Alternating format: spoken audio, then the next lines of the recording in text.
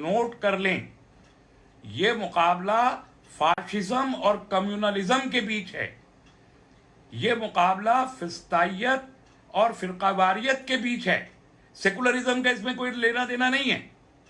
भूल चुके हैं सब, सेकुलरिज्म को गाली समझ लिया है। अब बड़े बड़े सेकुलर नेता बोलने लगे हैं सेकुलरिज्म का मतलब है मुस्लिम अपीजमेंट। ये बात आज इस मुल्क के बहुत बड़े बड़े सेकुलर हिंदूज बोलने लगे हैं, सेकुलरिज्म का मतलब है मुस्लिम अपीजमेंट। इसलिए सेकुलरिज्म अब किसी की प्रायोरिटी नहीं है। कम्युनल सब के सब पॉलिटिकल। अब जो लोग सॉफ्ट हिंदुत्व की पॉलिसी को परसू करते हों उनको आप क्या कहेंगे? कम्युनल नहीं कहेंगे तो क्या कहेंगे? भाई मेरे नजदीक हिंदुत्व सिर्फ हिंदुत्व है, वो ना सॉफ्ट है ना हार्ड है।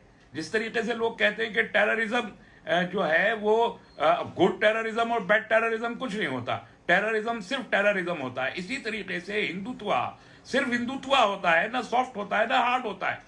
लेकिन ये सो कॉल्ड सेकुलरिस्ट ग्रुप्स ने अपने आप को ये साबित करने की कोशिश की है कि हम सॉफ्ट हिंदुत्ववादी हैं। तो भाई सॉफ्ट हिंदुत्व का मतलब कम्युनलिज्म और हार्ड हिंदुत्व अगर कोई चीज होती है जो है ही तो वो फाशिज्म है। तो ये मुकाबला फाशिज्म और कम्युनलिज्म के बीच है। हमारी जिम्मेदारी ये है, ये क्यों हुआ था कि 2017 में बीजेपी ये मैसेज देने में कामयाब हुई। ये इसलिए हुआ था, मुझे माफ कीजिए अगर मेरी बात किसी को तल्ख लगे तो उसको समझने की कोशिश कीजिएगा। ये इसलिए हुआ था कि 2017 का जो इलेक्शन था उसमें मुस्लिम तंजीमों ने, मुस्लिम इंटेलेक्चुअल्स ने और हमारे उलमा ने मायूसी का एक आलम इख्तियार किया था। हमने मायूसी के आलम में हथियार डाल दिए थे।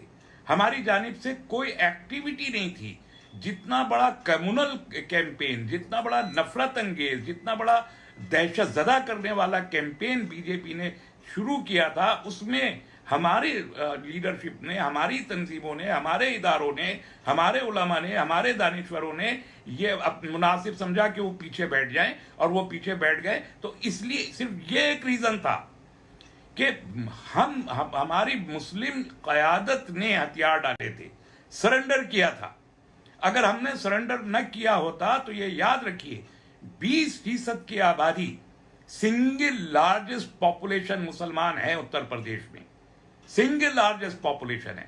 चाहे यादव हो, चाहे निषाद हो, चाहे राजभर हो, या ओबीसी का कोई भी तबका हो, या दलित हो, या एससी हो, या एसटी हो, मायावती की पार्टी हो, समाजवादी की पार्टी हो, कांग्रेस की पार्टी, किसी के पास 20% का फिगर नहीं है। सिर्फ आपके पास 20% का फिगर है। तो जिसके और 20% के इस फिगर में जो लोग ये सबक पढ़ाने की कोशिश करते हैं कि मुस्लिम वोट बरादरी के नाम पे तकसीम हो जाता है या मुस्लिम वोट जो है वो मसलक की बुनियाद पे तकसीम, वो बिल्कुल गलत है।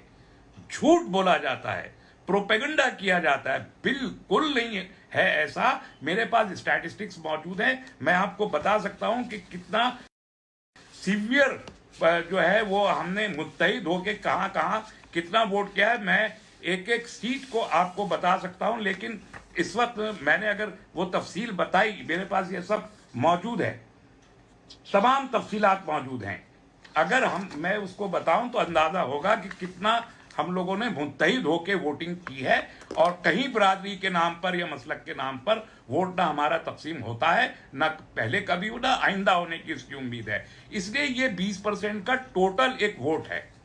अब ये 20% का जो वोट है, ये एक बात ये याद रखिए, 403 असेंबली सीटों में एक भी सीट ऐसी नहीं है जहां 3% या उससे कम मुस्लिम वोट हो। मिनिमम वोट तमाम 403 सीट पे। याद रखिए, मैं आप लोगों को समझाने की, बताने की, और जो चीजें आमतौर पर एक आम आदमी नहीं जानता, मैं वो चीजें भी आपको बताने की कोशिश कर रहा हूं कि आपका कि नॉलेज में इजाफा हो और सुनी सुनाई और प्रोपेगेंडे में जो हम लोग आ जाते हैं वो प्रोपेगेंडे का खंडन हो, उससे बाहर निकलें और सच्चाइयों को जानें। 403 में से एक भी सीट ऐसी नहीं है कि जिसपे मुस्लिम वोट 3% से कम हो, एक भी नहीं है। तो हमारी प्रेजेंस तमाम 403 सीट्स पे है, पहली बात ये याद रखिए। दूसरी, हमारी जो मैक्सिमम स्ट्रेंथ है 25% एंड अबव वोट की, 25% एंड अबव, वो 140 सीटों पर है, 140 सीटों पे। इनमें से तकरीबन 40 वो सीटें हैं कि जिन सीटों पर आप अकेले अपने दम पर अपना उम्मीदवार जिता सकते हैं। मिनिमम 40 सीट्स ऐसी हैं जिसपे, और जब ये बाइफरकेटेड ओपिनियन हो, फ्रैक्चर्ड वर्डिक्ट हो, जहां पर मल्टीपल पॉलिटिकल पार्टीज कंटेस्ट कर रही हो, वहां पर 30-35% का वोट अगर आपके हाथ में कंसोलिडेटेड है तो आप तनहा वो सीट जीत सकते हैं। ऐसी 40 से ज्यादा सीटें उत्तर प्रदेश में मौजूद है, उनकी भी लिस्ट मेरे पास मौजूद है, वो शेयर कर सकता हूं। और अभी मैं करूंगा, अखबारात में मैं इन चीजों को भेजूंगा तो वो चीजें आप पढ़ सकते हैं और वो देख सकते हैं। तो 140 सीटों में से बीजेपी ने ये खौफ दिला के, मायूसी के उस आलम में जहां हमारी लीडरशिप सरेंडर किए बैठी थी, 140 में से 108 सीटें बीजेपी ने 2017 में जीती हैं, 108 सीटें। तो क्या इस वक्त ये जरूरी नहीं है कि इन 140 सीटों पर हम इस अंदाज से टैक्टिकल वोटिंग करें कि 140 सीटों में से बीजेपी कोई सीट न जीत पाए? तो आप 108 सीटें तो तभी माइनस कर देंगे 312 में से। 108 अगर आप वैसे माइनस कर दे तो 204 कितनी बार रहती है, 205 सीटें शायद बाकी बचेगी, है ना। तो आपको, आपके लिए ये स्ट्रेटेजिकल वोटिंग इसलिए बहुत जरूरी है। दूसरी चीज ये कि मैं आपके पास जो आ रहा हूं टैक्टिकल वोटिंग का नाम लेके, पहली बात ये बहुत अच्छे तरीके से सुन लीजिए, वाज़ेह तौर पर, मेरा कोई सियासी वाबस्तगी मेरी नहीं है, किसी सियासी जमात से मेरा कोई ताल्लुक नहीं है, किसी सियासी जमात को मैं रहन के काबिल नहीं समझता, किसी सियासी जमात के किसी लीडर से मेरी कोई मुलाकात नहीं हुई है, किसी से फोन पर कोई बात नहीं हुई है, किसी से कोई डील नहीं हुई है, बिल्कुल नहीं है। मैं अगर आज आपके सामने मौजूद हूं तो मुस्लिम पॉलिटिकल काउंसिल के सदर की हैसियत से मौजूद हूं, और 3 महीने से लगातार मैं अपने स्टाफ के साथ कंप्यूटर पे बैठा हुआ हूं। पिछले 5 इलेक्शंस का एक एक सीट का एक एक वोट मैंने पढ़ा है, तमाम 403 सीट का, 5 इलेक्शन का, 2002 से लेके अब तक, 2002, 2007, 2012, 2017, फिर लोकसभा के इलेक्शन 2009 का, 2014 का और 2019 का, तमाम इलेक्शन के एक एक वोट को पढ़ा है। तो हमने जहां एक तरफ ये एक डिटेल्ड स्टडी की है कि किस सीट पे वोटिंग का ट्रेंड यूजुअली क्या होता है और किन किन हालात में वो ट्रेंड चेंज हुए हैं, उसी तरीके से अभी कैंडिडेचर जैसे जैसे सामने आ रहा है, जैसे फर्स्ट फेज का कैंडिडेचर सामने आ चुका है टोटल, तो कैंडिडेट्स की स्ट्रेंथ गिवन सीट पे, किसी भी सीट पे एक कैंडिडेट की क्या स्ट्रेंथ है, जो मेन स्ट्रीम पॉलिटिकल पार्टीज हैं उनमें कैंडिडेट्स की स्ट्रेंथ क्या है, उसको इवेलुएट किया है। ग्राउंड की सिचुएशन क्या है, लोगों का रुझान ग्राउंड पे क्या है, उसको इवेलुएट किया है। ये 3 चीजें इवेलुएट की है, प्रीवियस इलेक्शन रिजल्ट्स, कैंडिडेट का स्टेटस, ग्राउंड का स्टेटस। इन तीनों चीजों को स्टडी करने के बाद हम कुछ नताइज अखज़ कर रहे हैं जो, और इसलिए मैं आज पहली बार, ये पहला एपिसोड है, मैं आपको यूपी का मंजरनामा इसमें से बता रहा हूं, यूपी का पस मंजर क्या है इलेक्शन का, और हमारी जिम्मेदारी क्या है, हमारा हदफ क्या है, हम अचीव क्या करना चाहते हैं, इस मौजू पे मैं आज आपसे बात करूंगा। लेकिन इसके बाद मैं 7 प्रोग्राम कम से कम और करूंगा हर फेज के लिए, यानी कल ही मैं दोबारा आपके पास आऊंगा और फर्स्ट फेज में किस सीट पे किस उम्मीदवार को आपको मजबूत करना है और जिताने की कोशिश करनी है, ये मशवरा कल मैं आपके साथ शेयर करूंगा, तमाम 58 सीट का। कल पहले फेज के लिए जो 11 जिलों की 58 सीटें हैं, उन सीटों का एक मैं लेखा जोखा तफसील के साथ आपके साथ शेयर करूंगा। तो कल भी आप जुड़िए, और आज भी आप लोग जो सुन रहे हैं जरा इसे शेयर करते रहें। यूट्यूब पे जो देख रहे हैं वो भी, और जो फेसबुक पे देख रहे हैं वो भी शेयर जरूर करते रहें, ताकि उत्तर प्रदेश में एक बहुत क्लियर मैसेज जाए कि अब क्या कर रहे हैं। और हमने जो भी स्टैटिस्टिक्स तैयार किए हैं, जो स्टडीज की हैं, इन्हें जितना मैं आपके साथ यहाँ पब्लिकली शेयर कर रहा हूँ, उसी तरीके से मैं कुछ एनजीओज को, कुछ मिली तंजीमों को, मिली लीडर्स को, उनके साथ भी ये शेयर कर रहा हूँ कि वो भी इसको समझें और समझ के उसी अंदाज से ग्राउंड पे जो उनका कैडर है, उनके मेंबर्स हैं, उनके मानने वाले लोग हैं, वो उसको शेयर करते जाएं अपने अपने यहाँ, वो भी, ताकि कंफ्यूजन कम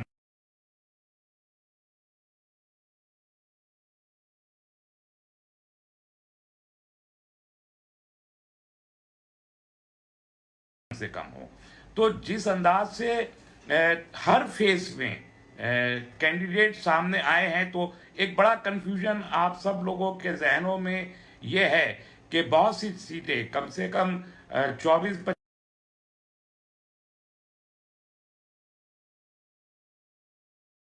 कि हमको क्या करना है उस सिलसिले में, वो मैं कल के फेस में आपको बताऊंगा। हर सीट का जिलेवार नाम लेके,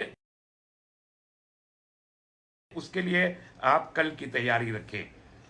दूसरी बात यह कि आप ये समझें, हदफ जो हमने मुकर्रर किया है वो है कि हम एक हंग असेंबली लाना चाहते हैं। हंग असेंबली का मतलब यह है, मुअल्लक असेंबली, इसका मतलब यह है कि किसी भी पॉलिटिकल पार्टी को 200 से के करीब का आंकड़ा छूने का मौका न मिले,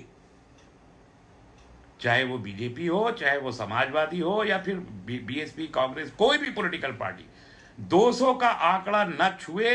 ये हमारी कोशिश है।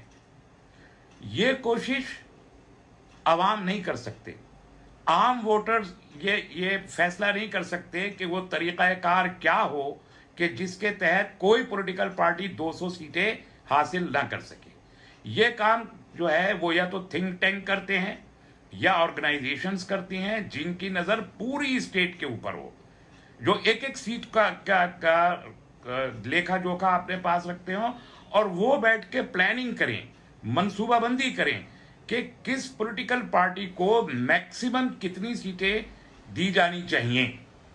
यानी 403 सीट की जो असेंबली है, वो असेंबली सामने रख के, उसका नक्शा सामने रख के रंग भरने का काम हमें करना होगा कि कितनी सीटों पे बीजेपी वहां पर बैठे, कितनी सीटों पे समाजवादी बैठे, कितनी पे कांग्रेस बैठे, कितनी पे बीएसपी बैठे, कितनी पे आरएलडी बैठे। ये हमको बैठ के हदफ मुकर्रर करना होगा, जो हम कर चुके हैं। और फिर किस सीट, एक एक सीट पे कैसे हम उस हदफ को हासिल करें। कि अगर हम मान लीजिए कि हम ये कह रहे हैं कि कांग्रेस को 20 सीटें मिलनी चाहिए या 15 सीटें मिलनी चाहिए, तो ये भी हमें तय करना होगा कि वो 15 सीटें कौन कौन सी होंगी।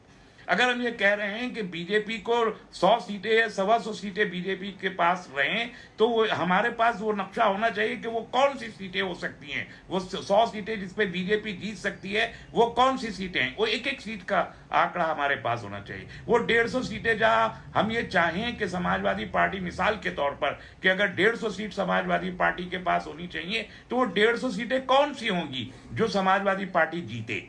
तो वो एक नक्शा बना के फिर ग्राउंड पे हमको अपने जो जो ऑर्गेनाइजेशंस के लोग हैं, तंजीमों के लोग हैं, एनजीओज के लोग हैं, सिविल सोसाइटी के लोग हैं, लीडर्स हैं, उनको हमें ये मैसेज कन्वे करना होगा कि आप इस सीट पर इस पार्टी के उम्मीदवार की हिमायत करके इसको जिताने की कोशिश करें। ये है वो हिकमत अमली जिस पे हम काम कर रहे हैं, कर चुके हैं। अब उसके ऐलानात बाकी हैं, ग्राउंड पर भी वो टीम्स इंशाल्लाह काम कर रही हैं। और ये काम हम पहली बार नहीं कर रहे हैं। 2002 में पहली मर्तबा अल्हम्दुलिल्लाह अल्लाह ने मुझसे ये काम लिया था। अब आप 2002 की असेंबली को अगर आपके पास स्टैटिस्टिक्स हो तो निकाल के पढ़ के देख लीजिए। हंग असेंबली बनाने की हमने बात कही थी और 2002 में हंग असेंबली आई थी। फिर 2004 का लोकसभा का इलेक्शन हमने ऐसे ही प्लान किया था, उसकी मंसूबाबंदी की थी, पॉलिटिकल पार्टीज को उसके लिए अवेयर करवाया था। वो वक्त जब के अटल बिहारी हिमायत कमेटी मुसलमानों के बीच बन गई थी, जब शाइनिंग इंडिया का कैंपेन चल रहा था, जब पहली मर्तबा हाईटेक कैंपेन हुआ था पूरे भारत में लोकसभा इलेक्शन का, जिस वक्त कोई ये कह नहीं रहा था कि अटल बिहारी वाजपेयी इलेक्शन हार जाएंगे, उस वक्त अल्हम्दुलिल्लाह सुम्मा अल्हम्दुलिल्लाह इसी बंदा नाचीज ने बैठ के 2004 का लोकसभा इलेक्शन पूरा प्लान किया था। और उस वक्त हमने 19 पार्टियों के गठबंधन की बात पार्टियों को बताई थी। 330 सीटें मैंने प्रेडिक्ट की थी 19 पार्टियों के गठबंधन की। उसी के बाद यूपीए बना था पहली बार, आपको अगर याद हो तो 2004 की सरकार, और 330 सीट से बनी थी। 100% अल्लाह ने हमको कामयाबी दी थी उस वक्त। 2007 का इलेक्शन भी ऐसे ही प्लान किया था, लेकिन हमारे ही कुछ हमारे जो तंजीमों के लोग थे उन्होंने गड़बड़ उसमें की थी, वरना उसमें 206 सीटें मायावती को मिली थी। मायावती तकरीबन 18 सीट उसने हमारे प्लान से जायद हासिल की थी, जिसके नतीजे में उनकी एब्सोल्यूट सरकार बनी थी, वरना वो भी हंग असेंबली होती। फिर हमने 2012 और 17 का इंतखाब में हमने कोई रोल प्ले नहीं किया।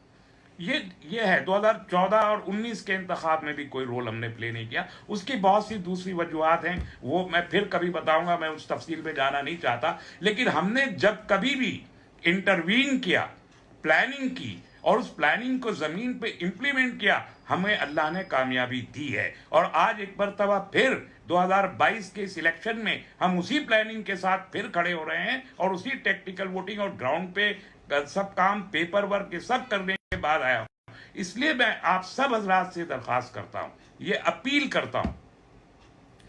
हमने हंग असेंबली की बात शुरू की थी आज से 6 महीना पहले। मेरे फेसबुक को आप तलाश कीजिए तो उस पर मेरी वीडियो आपको मिल जाएंगी, मेरे यूट्यूब पे भी आपको वीडियो मिल जाएगा। 6 महीना पहले कहा था। आज अल्हम्दुलिल्लाह बहुत सारी लीडरशिप में हमारे लोग हैं जो इस बात के लिए जहनी तौर पर रजामंद हो गए और इन्हें एक्सेप्ट किया है कि यस, उत्तर प्रदेश में एक हंग असेंबली आनी चाहिए।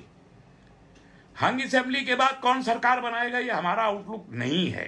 हमारी कोशिश होगी कि हंग असेंबली एक ऐसी सूरत में ऐसे नंबर के साथ में पार्टियां जीतें कि जो खुद को सेकुलर कहने वाले लोग हों उनके पास भी ये मौका हो कि वो सरकार बना सके। फिर वो बनाए या ना बनाए उनकी मर्जी है, वो एक्सपोज होंगे। लेकिन बहरहाल सरकार कोई भी बनाए, हमने ये देखा है कि जब जब एक कमजोर सरकार बनी है तो जुल्म कम हुआ है। मजबूत सरकार नहीं, मजबूर सरकार चाहिए। मजबूत सरकार नहीं, मजबूर सरकार चाहिए। मजबूर सरकार हमेशा अपना इक़्तिदार बचाने की कोशिश में मसरूफ रहती है, जुल्म करने की तरफ उसकी रग़बत नहीं होती। और जब मजबूत सरकार होती है तो सरकार जितनी ज्यादा मजबूत होगी उतनी ही ज्यादा मुतलकुल अनान होगी। वो डेमोक्रेसी को डिक्टेटरशिप में बदल देगी। आप पिछले 5 साल से देख रहे हैं कि सरकार जितनी मजबूत थी उतनी ज्यादा डिक्टेटर थी। उसने इंसाफ से काम नहीं लिया, उसने कानून को अपने हाथ में लिया, उसने दस्तूर को अपने एतबार से मोड़ा, उसने जुल्म किया। और जुल्म हर तबके पे किया, मुसलमानों पे भी किया, दलितों पे भी किया, SC ST पे भी किया, OBC के ऊपर भी किया। तमाम जो भी सरकार के मुखालिफ थे उन सब के ऊपर जुल्म किया, इसलिए कि जमहूरियत के नाम पर वो डिक्टेटर बन गए थे। ये डिक्टेटरशिप का मौका नहीं देना। हमारी पहली तरजीह ये है कि उत्तर प्रदेश सबसे पहले 2002 की सिचुएशन में वापस जाए। अब जब मैं ये कह रहा हूं कि उत्तर प्रदेश 2002 से पहले की सिचुएशन में वापस जाए, तो अब एक बात आपको याद दिलाना चाहता हूं। 1952 से लेके और 2002 तक एक भी सरकार ऐसी नहीं बनी उत्तर प्रदेश में जिसने अपना टर्म मुकम्मल किया हो। एक भी चीफ मिनिस्टर नहीं आया उत्तर प्रदेश में जिसने अपना टर्म मुकम्मल किया हो। 2002 तक 52 नहीं बल्कि मैं ये कह सकता हूं 1937 में पहली प्रोविंशियल असेंबली जो कायम हुई थी अंग्रेजों के जमाने में, तब से लेके 2002 तक इतनी फ्रेजाइल पॉलिटिक्स उत्तर प्रदेश की है कि एक चीफ मिनिस्टर ने भी 5 साल का अपना टर्म मुकम्मल नहीं किया। चाहे वो कांग्रेस की सरकारें हों, चाहे वो चौधरी चरण सिंह जी की सरकारें हों, चाहे वो फिर बाद में जनता दल की सरकार हो या जनता पार्टी की सरकार हो, जो सरकार भी बनी, किसी ने अपना टर्म मुकम्मल नहीं किया है। ये 2007 के बाद से, 2007 में पहली बार मायावती की मजबूत सरकार 2006 सीटों के साथ बनी, उसने अपना टर्म पूरा किया। 2012 में 224 सीटों के साथ समाजवादी पार्टी ने सरकार बनाई, उसने 5 साल का टर्म पूरा किया। और उसके बाद 2017 में बीजेपी ने योगी के साथ सरकार बनाई, उसने अपना। ये 3 सरकारें हैं 75 साल की तारीख में जिसमें एक चीफ मिनिस्टर ने अपना टर्म पूरा किया है। 9 मरतबा उत्तर प्रदेश में प्रेसिडेंट रूल लगा है, 9 मरतबा। और 9 मरतबा प्रेसिडेंट रूल की जो कुल मुद्दत है, यानी 65 साल में तकरीबन 5.5 साल उत्तर प्रदेश प्रेसिडेंट रूल के अंडर में रहा है। कभी 15 दिन, कभी 2 महीने, कभी 6 महीने, कभी 1 साल, कभी 1.5 साल, 1.5 साल तक रहा है। यानी अभी 96 के जमाने में जब राजनाथ सिंह की सरकार गिरी तो 1.5 साल रहा है। तो और बीजेपी 91 में पहली बार सरकार बनाई है और 92 में गिर गई 6 दिसंबर को। तो ये उत्तर प्रदेश की एक फ्रेजाइल पॉलिटिक्स है, कास्ट की पॉलिटिक्स है। यहां पर वोट का पोलराइजेशन बहुत मुश्किल होता है और वोट का पोलराइजेशन हमेशा बीजेपी के हक में जाता है। ये बात याद रखिए। मैं चूंकि कल मुझे कुछ ऐलानात करने हैं तो मैं आज ही उसको वाजे करना चाहता हूं। जब 2014 के इलेक्शन में या उसके इलेक्शन में जी कांग्रेस और समाजवादी पार्टी ने अलायंस किया तो बीजेपी का वोट बढ़ा, 40% तक वोट बढ़ा। जब समाजवादी पार्टी और बीएसपी ने अलायंस किया 2019 में तो 50% बीजेपी का वोट हो गया। जैसे उत्तर प्रदेश को मैंने कहा कि कास्ट की बुनियाद पर वोटिंग करने वाला सबसे प्रोमिनेंट स्टेट है, मल्टी पार्टी डेमोक्रेसी है। कांग्रेस भी मजबूती के साथ, कैडर तो है ही उसका, बहरहाल अब सीटें नहीं मिल रही, 5% वोट रह गया, खत्म हो गई, लेकिन एक स्ट्रक्चर है। बीएसपी का 19% से कम वोट कभी नहीं हुआ है उत्तर प्रदेश में। 2007 यानी 2002 के बाद तो 19% से कम बीएसपी का वोट कभी हुआ ही नहीं है। समाजवादी पार्टी का वोट 18% से कम कभी भी नहीं हुआ और बीजेपी का वोट 16 या 17% से ज्यादा बढ़ा ही नहीं था। ये 2017 से पहले कभी नहीं बढ़ा, 16-17% रहा। तीसरे चौथे नंबर की पार्टी बीजेपी रही। लेकिन जब पोलराइज हुआ तो बीजेपी का वोट बढ़ा। उसकी क्या हिकमत होती है कि जो वोटर, जब high pitch polarise, communally polarise campaign होगा तो जो वोटर समाजवादी पार्टी का वोटर है, वहां अगर समाजवादी पार्टी का कैंडिडेट ना होके उसके एलआई का कैंडिडेट है तो ये वोटर बीजेपी की तरफ शिफ्ट हो जाता है। जहां बीएसपी का कैंडिडेट मौजूद है और समाजवादी का कैंडिडेट मौजूद नहीं है तो समाजवादी पार्टी का जो कैडर वोट है वो शिफ्ट हो जाएगा बीजेपी की तरफ, इसलिए बढ़ता है। और अब आप देखें कि एक बहुत ही टेक्निकल अंडरस्टैंडिंग के साथ जो कैंपेन अभी 2022 के इलेक्शन का यूपी में चल रहा है, तो एक बहुत ही अंडरस्टैंडिंग के साथ एक इंप्रेशन ये देने की कोशिश की जा रही है कि जैसे उत्तर प्रदेश में 2 ही पार्टियां मुकाबले में हैं, बीजेपी और समाजवादी पार्टी। ये एक इंप्रेशन है जो मीडिया के थ्रू भी दिया जा रहा है, दूसरे जराए अबलाग के थ्रू भी दिया जा रहा है और एक आम आदमी का ये परसेप्शन बनाया जा रहा है कि मुकाबला समाजवादी पार्टी और बीजेपी के बीच है, यानी पोलराइजेशन हो रहा है। ये पोलराइजेशन चाहे जितना जोर लगा लें अखिलेश यादव, अगर ये पोलराइजेशन रहा तो इसका फायदा बीजेपी को होगा, यकीनी तौर पर होगा। इसलिए ये पोलराइजेशन मत होने दीजिए। बंगाल के इलेक्शन में जो पोलराइजेशन किया ममता बनर्जी और बीजेपी के बीच, उसका नतीजा क्या निकला कि कांग्रेस और सीपीएम दोनों का सफाया हो गया स्टेट की पॉलिटिक्स से। यह सफाया खतरनाक है, इसलिए कि अगर आप जहां कहीं बीजेपी का बराह रास्त मुकाबला किसी दूसरी पार्टी से होगा। आज की सियासत में वहां बीजेपी कामयाब होगी, ये पॉलिटिकल फंडा है, इसे नोट कर लीजिए, गिरा में बांध के रख लीजिए। जहां कहीं बीजेपी का डायरेक्ट कंटेस्ट होगा किसी भी पॉलिटिकल पार्टी से, चाहे कांग्रेस से ही हो, देख लीजिए आप 220 सीटों पे कांग्रेस और बीजेपी का डायरेक्ट कंटेस्ट होता है, कांग्रेस को 55 से ज्यादा सीटें नहीं मिलती, सब बीजेपी जीत जाती। इसी तरीके से बंगाल में ममता बनर्जी के साथ डायरेक्ट कंटेस्ट हुआ, वहां पर उनका कोई रोल ही नहीं था, सिर्फ 3 सीटें थी, लेकिन डायरेक्ट कंटेस्ट किया तो 77 सीटें जीत ली।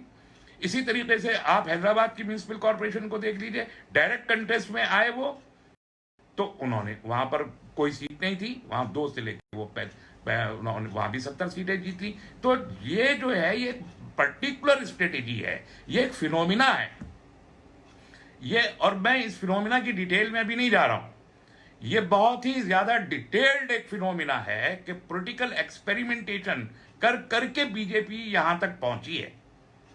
ये मौजू में जब इलेक्शन खत्म हो जाएगा 10 मार्च के बाद, मैं इस मौजू पे बहुत डिटेल्ड कन्वर्सेशन करूंगा मुख्तलिफ लोगों के साथ कि इमरजेंसी के बाद, यानी 78 के इलेक्शन में जनता पार्टी में जनसंघ ने खुद को पहले जम किया, लोकनायक जयप्रकाश नारायण के थ्रू, जेपी मूवमेंट के जरिए आरएसएस मेन स्ट्रीम पॉलिटिक्स में आया, जनसंघ जनता पार्टी में जम हुई, और उसके बाद जब एक सूटेबल टाइम आया तो उन्होंने 79 के आखिर में उस सरकार को इसी जनसंघ ने गिराया अलग होके, और 1980 में बीजेपी बनाई। फिर फेज्ड मैनर में आज अमित शाह बोल रहे हैं ना, आप देखिए गौर से सुनिए, पहले हम कहा करते थे कि हर इलेक्शन एक तारीखी इलेक्शन है, मुल्क की तारीख तय करेगा, आगे का फ्यूचर तय करेगा, बहुत ही इंपॉर्टेंट इलेक्शन है, ये हम कहा करते थे। लेकिन आज हम नहीं कह रहे, आज ये बात अमित शाह कह रहे हैं कि ये इलेक्शन फ्यूचर तय करेगा, मुल्क का मुस्तकबिल तय करेगा।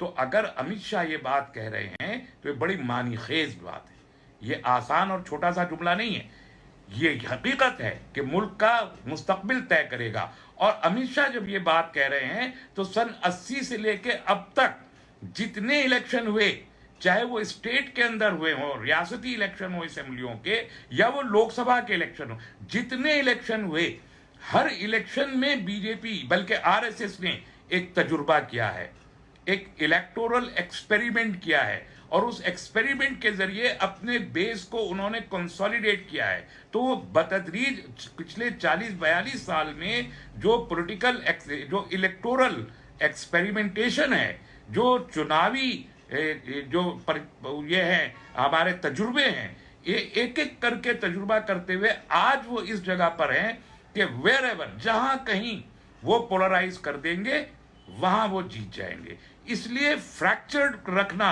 वोट का बहुत जरूरी है, क्योंकि फ्रैक्चर्ड वोट में जो वोट बीजेपी को जाने वाला एक फेंस सिटिंग वोट होता है, जो किनारे पे बैठा होता है, मार्जिन पे बैठा होता है कि उसे कोई ऑप्शन ना मिले तो बीजेपी की तरफ जाए, वो वोट अट्रैक्ट करती है बीजेपी अपना वोट परसेंटेज और सीटें बढ़ाने के लिए। ये फंडा है, ये फिनोमिना है। देखिए, राजनीति जज्बात का खेल नहीं है, और इक्तदार बिल्कुल भी जज्बात का खेल नहीं है। एक जरा से भी जज्बाती होने की जरूरत नहीं है। कोई रिश्तेदारी, कोई दोस्ती, कोई मसलक, कोई बरादरी, कोई कुछ मैटर नहीं रखती। इक्तदार का मतलब यह होता है कि एक जरा सी गलती, एक जरा सी जज्बातियत इक्तदार में तख्ते शाही से उठा के तख्ते दार पे पहुंचा देती है। इक्तदार का यह मतलब होता है। और यहां इक्तदार हमारे मुल्क में जमहूरियत के जरिए इक्तदार हासिल होता है, और जमहूरियत का टूल इंतखाब है, और इंतखाबी सियासत साइंस है। ये समझ लीजिए, ये एक साइंस है, और बहुत ही मुश्किल साइंस है, आसान साइंस नहीं है। ये कोई खाली बैठे हुए लोगों का काम नहीं है, ये पार्ट टाइम जॉब नहीं है, ये तफन्नुन तबाह की कोई चीज नहीं है, ये कोई मुशायरा नहीं है कि आप जाके बैठिए मुशायरे में वाह वाह करके चले आए। ये कोई एक ऐसा भी नहीं कि खाली एक वोट डालिए और चले आइए। Politics is complete science. आप जानते हैं ना, मैथमेटिक्स कितना मुश्किल सब्जेक्ट समझा जाता है। आमतौर पे जिन लोगों को नहीं होता उनको हिसाब से बहुत डर लगता है, हिसाब से सब बच्चे डरते हैं, कि ये मैथ्स का पेपर आने वाला है। ये जो पॉलिटिक्स है और पर्टिकुलरली जो ये इलेक्टोरल पॉलिटिक्स है, ये मैथमेटिक्स के सब्जेक्ट से ज्यादा डिफिकल्ट सब्जेक्ट है। इसको पढ़ना, इसको समझना और इसको करना, ये दिमाग का खेल है, आंकड़ों का खेल है। ये खेल आसानी से नहीं होता। या आपकी दोस्ती की बुनियाद पे नहीं होता, या आपकी रिश्तेदारी की बुनियाद पे नहीं होता, या आपके जज्बात की बुनियाद पे नहीं होता, या आपकी ख्वाहिश की बुनियाद पे नहीं होता। और ख्वाहिश अगर है भी तो उस ख्वाहिश को मुकम्मल करने के लिए बहुत पापड़ बेलने पड़ते हैं। वो पापड़ बेले बगैर तकरीर करने से नहीं होता है। चाहे जितनी लंबी चौड़ी तकरीरें कर ले, चाहे जितनी बड़ी रैलियां कर ले, खाली तकरीर करने से नहीं होगा जब तक आपने टेबल पे बैठ के अपना काम होमवर्क पूरा नहीं किया और ग्राउंड पे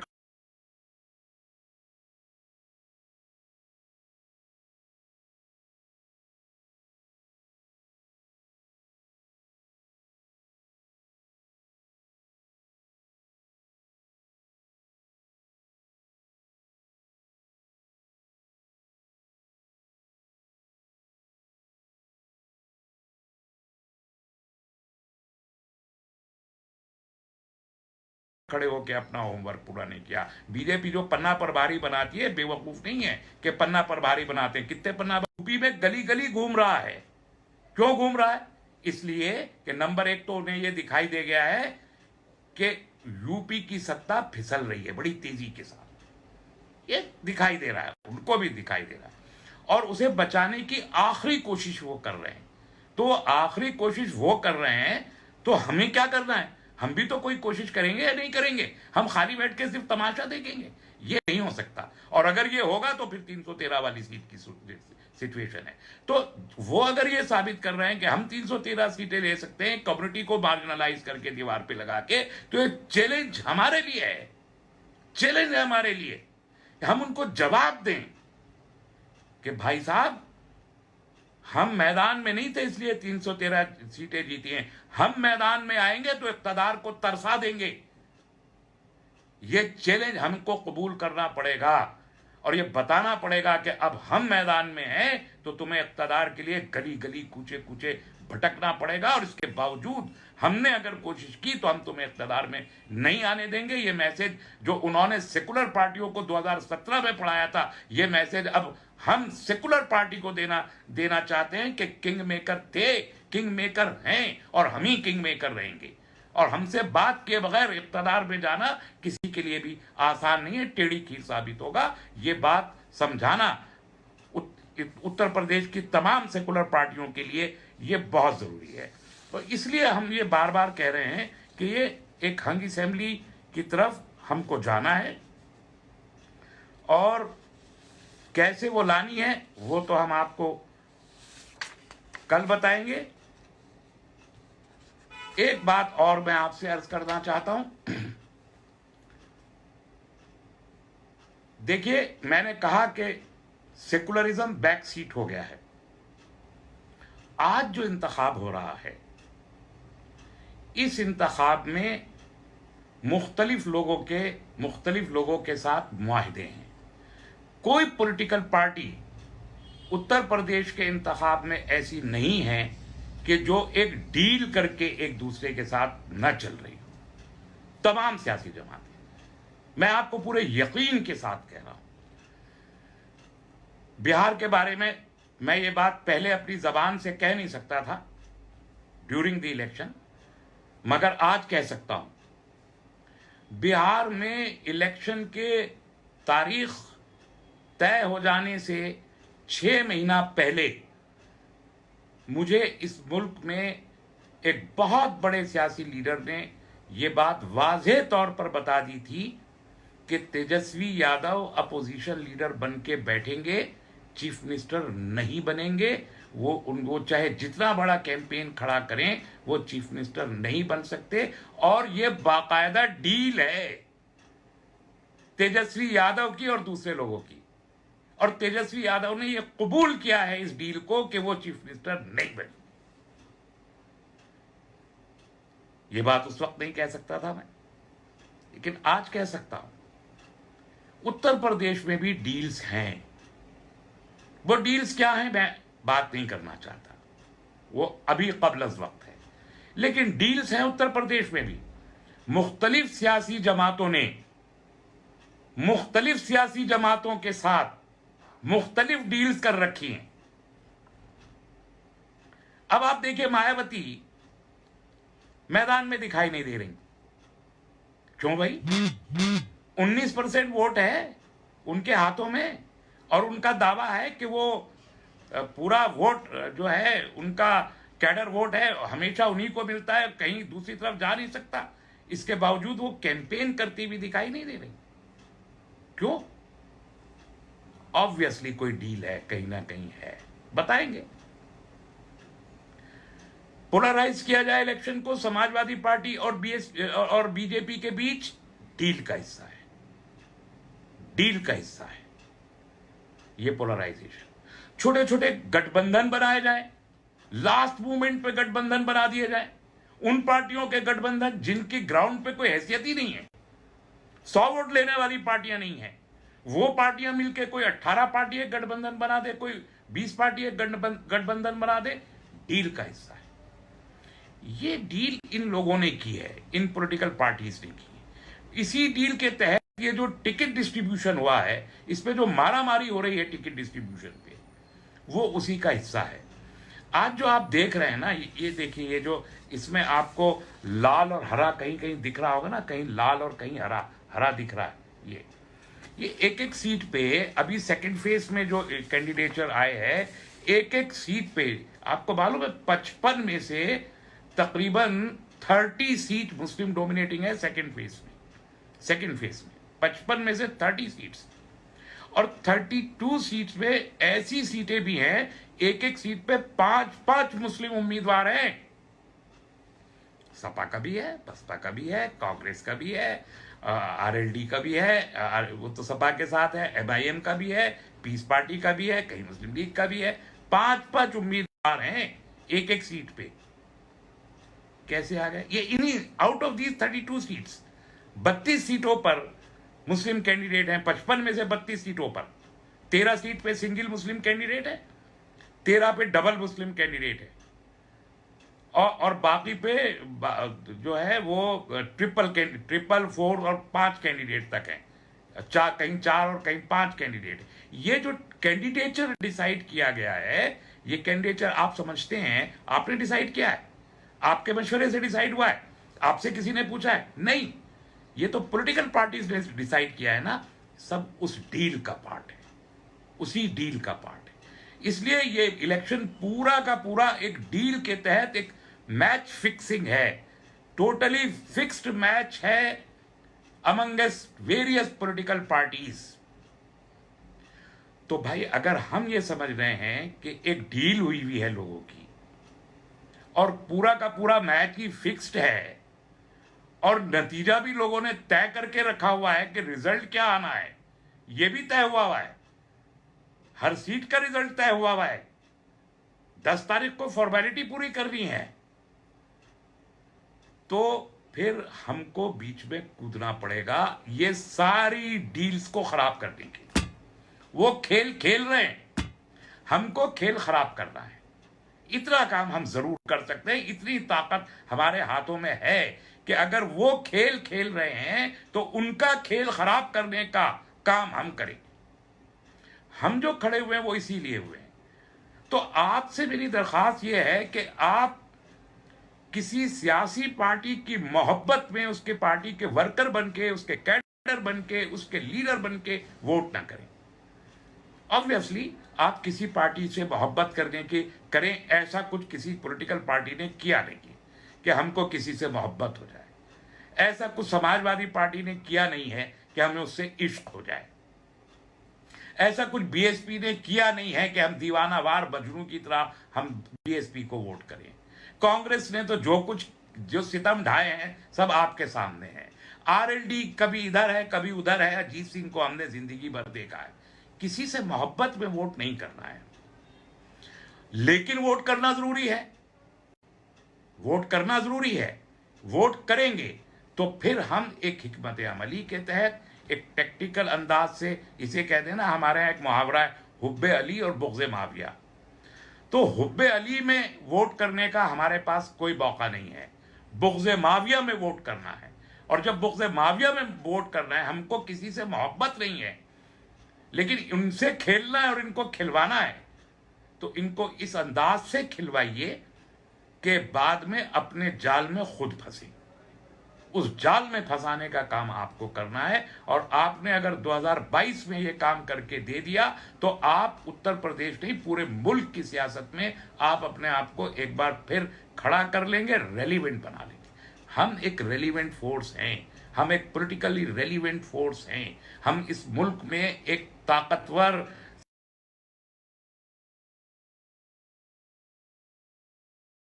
सियासी कुव्वत हैं, इससे कोई कार्य नहीं किया जा सकता, और इसे झुठलाने की कोशिश की जा रही है। आप के अंदर है साहब, अतीक जेल में है साहब, मुख्तार अंसारी है साहब, फलाना है साहब, डिबाका है साहब, सारे मुसलमानों के। क्यों भैया? समाजवादी पार्टी ने तो मदन भैया को भी टिकट दिया है। मदन भैया क्या क्रिमिनल नहीं है?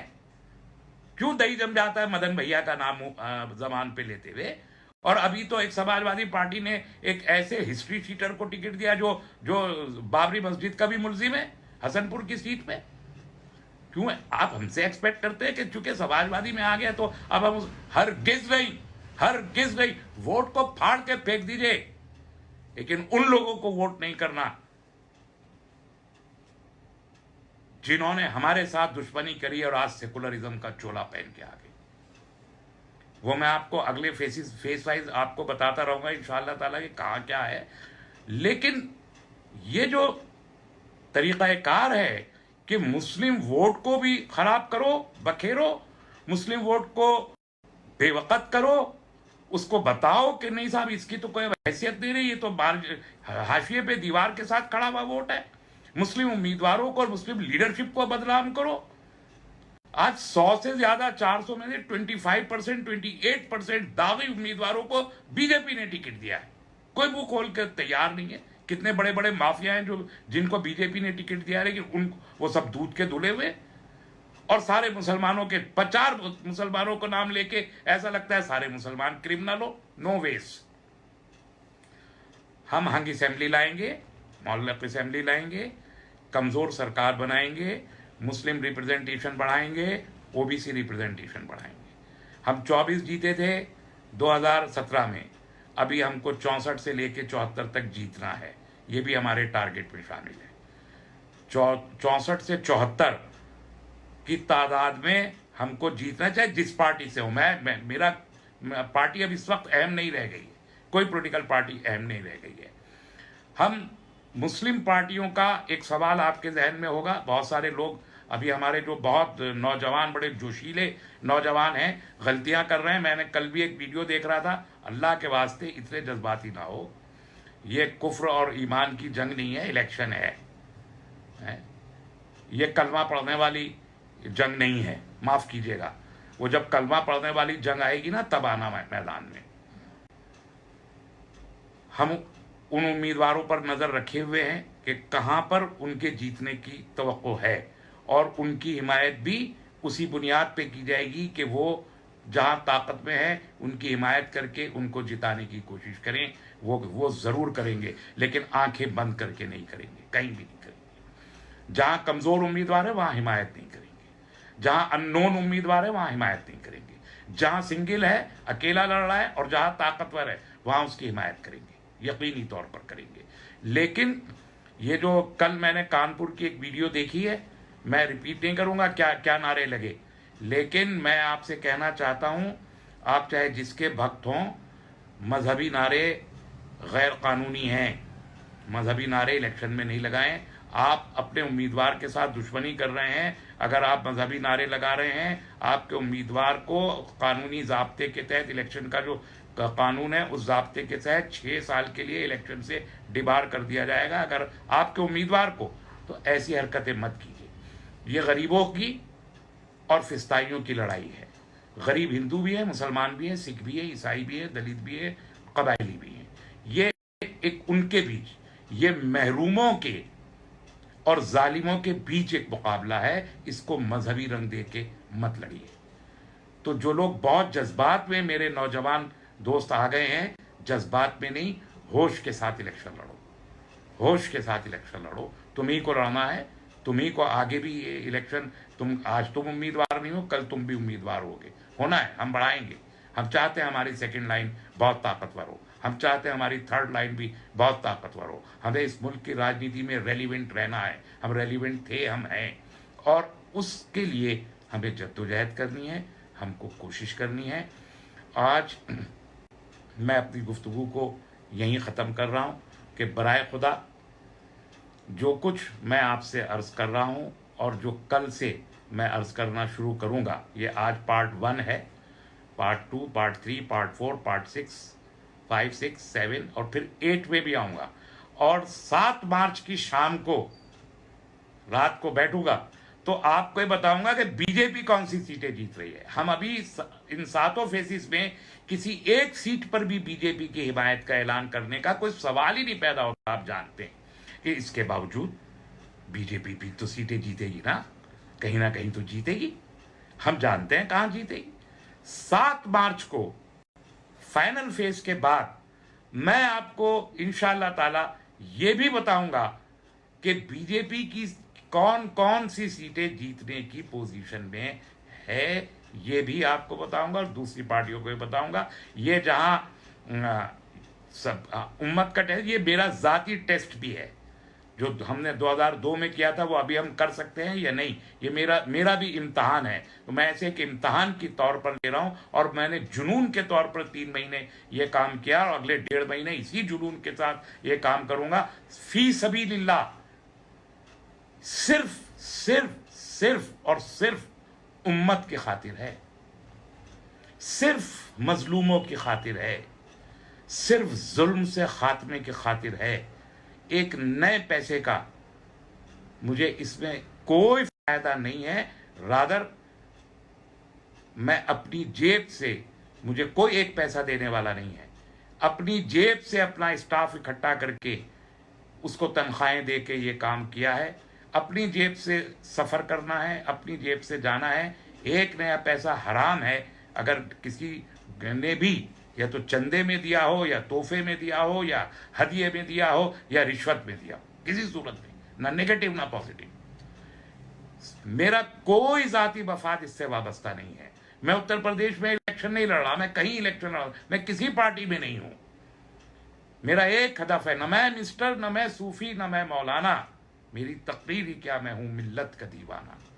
ये सिर्फ इस उम्मत की, जिस उम्मत को जलील किया जा रहा है, जिसे रुस्वा किया जा रहा है, जिसे सियासी हाशिए से हटाया जा रहा है, ये दिल का दर्द है जो बेचैन करके हर जगह गली गली कूचे कूचे लिए फिरता है। और इसके लिए अपनी ज़ात पे कंप्रोमाइज़ करके और अपनी जेब पे कंप्रोमाइज़ करके आप हजरात के लिए ये काम कर रहा हूँ। इसलिए मुझ पर एतबार कीजिए। मेरी आपसे दरख्वास्त यह है कि मुझ पर यकीन कीजिए, मेरा कोई मफाद वाबस्ता नहीं है। MPCI के जितने लोग भी काम कर रहे हैं, किसी का कोई ज़ाती मफाद वाबस्ता नहीं है, किसी भी हैसियत से, किसी भी तरह का जर्रा बराबर कोई ज़ाती मफाद नहीं है। सिर्फ मिल्ली मफाद में ये काम किया जा रहा है। गलती होने का इम्कान है, गलती हो सकती है। अगर गलतियां हुई तो मैं माफ़ी भी इसी जुरत के साथ मांगूंगा जिस जुरत के साथ आपसे गुफ्तगू कर रहा हूं, लेकिन इम्कान उसका बहुत कम है। आप यकीन कीजिए, आप एतबार कीजिए, और जो आपके खिदमत में जो मशवरा पेश किया जाए, जो सजेशन जिस सीट के लिए भी हो, हर सीट के लिए 403 में से एक सजेशन होगा, उस सजेशन के मुताबिक, और इलेक्शन के कैंपेन खत्म होने से हफ्ते 10 दिन पहले, मैं कल 2 तारीख है, 2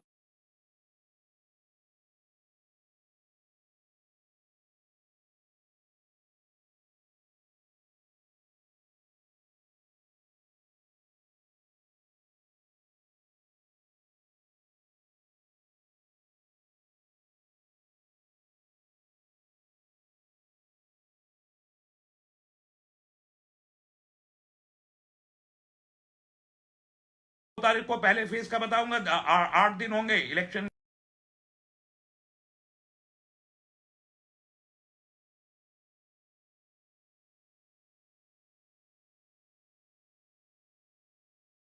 कैंपेन जारी रहने में। 8 दिन के अंदर वो फिजा